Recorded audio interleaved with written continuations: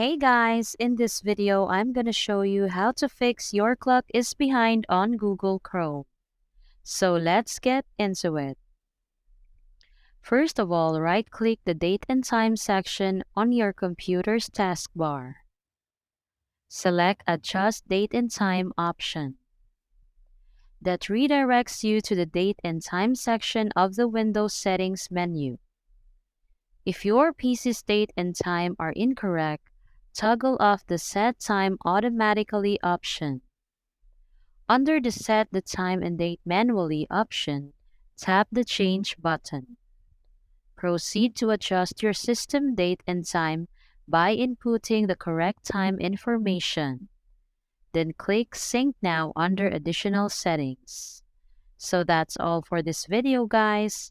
If this video was helpful, please give us a like. And don't forget to subscribe to our channel so you don't miss out our new uploads. Thanks for watching, and I will see you in the next one.